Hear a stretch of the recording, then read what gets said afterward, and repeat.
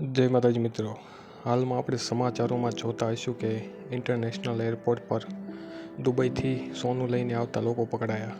પણ દુબઈથી સોનું લાવવું એ શા માટે ગુનો બને છે, તમે કેટલું સોનું ત્યાંથી લાવી શકો છો, કેટલી ડ્યુટી ભરવી પડશે, તેની વાત આજે આપણે આ વિડીયોમાં કરશું.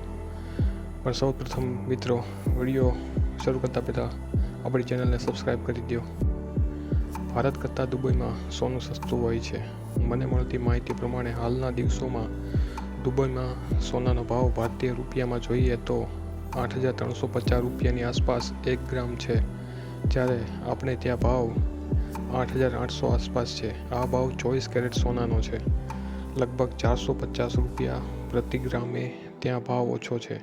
હવે 10 ગ્રામ સોનાનો ભાવ જોઈએ તો 24 કેરેટમાં તો દુબઈ કરતાં ભારતમાં 4500 રૂપિયા આસપાસ મોંઘું છે. જો તમે 100 ગ્રામ સોનું ખરીદો છો તો 45,000 રૂપિયા જેવો ફરક જોવા મળે છે. હવે વાત કરીએ તો આપણે કોઈપણ ડ્યુટી ચાર્જ ભર્યા વગર કાયદાકીય રીતે કેટલું સોનું દુબઈથી ભારત લાવી શકીએ.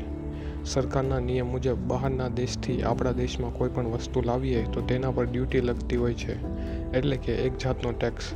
દુબઈથી ભારતમાં જો કોઈ પુરુષ સોનું લાવવા માગતો હોય તો તેને માત્ર 50,000 રૂપિયાનું એટલે કે 6 ગ્રામ જેટલું જ સોનું ડ્યુટી ભર્યા વગર લાવી શકે છે, જ્યારે એક સ્ત્રી 1 લાખ સુધીનું એટલે કે 12 ગ્રામ જેટલું સોનું લાવી શકે છે, અને તેની સામે ખરીદીના બિલ તથા અન્ય ડોક્યુમેન્ટ તમારી સાથે હોવા જરૂરી છે. આ રેટ ભારતીય સોના બજાર મુજબ છે.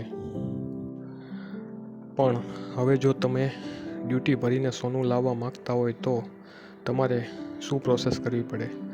સૌપ્રથમ તો કસ્ટમના લોકોને તમારે જાણ કરવી જરૂરી છે. જો તમે આવું ના કરો તો તમારે દંડ ભરવો પડે છે, પેનલ્ટી ભરવી પડે અથવા અમુક કેસમાં તમારે જેલમાં પણ જવું પડે છે. તમારે કેટલી ડ્યુટી ચાર્જ ભરવો પડે તો દુબઈના સોનાના ભાવ મુજબ કોઈ પુરુષ 20 ગ્રામથી 50 ગ્રામ સોનું ખરીદે તો તેને 3%, 50થી 100 ગ્રામ સુધી 6% અને 100 ગ્રામથી વધારે સોનું 24 કેરેટ તમે લાવતા હોય ભારત તો 10% ડ્યુટી ભરવી પડે છે. સ્ત્રી અને 16 વર્ષની ઉંમરના બાળકો માટે 40 ગ્રામ સુધી ફ્રી છે. દુબઈમાં રેટ મુજબ 40થી 100 ગ્રામ સોનાની ખરીદી પર 3%, 100થી 200 ગ્રામ સુધી 6% અને 200 ગ્રામ સોનાની ખરીદી જો તમે દુબઈમાં ખરીદીને ભારત લાવો છો તો તમારે 10% ડ્યુટી ચાર્જ ભરવો પડે છે. એટલે કે સ્ત્રીને આમાં વધારે ફાયદો છે પુરુષ કરતાં.